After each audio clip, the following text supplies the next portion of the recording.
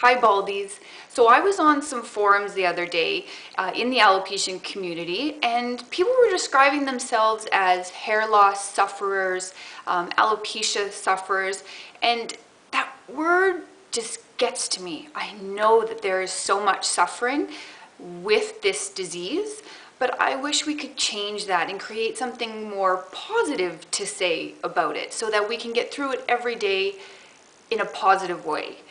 And so I'm putting it out there to you, instead of calling yourself an alopecia sufferer or hair loss sufferer, what would you describe yourself as? And what's your favorite thing about not having hair?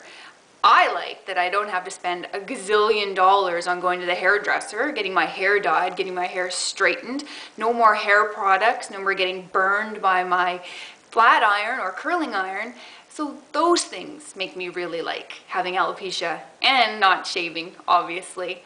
So tell me, beautiful baldies, what is it that you like about being bald?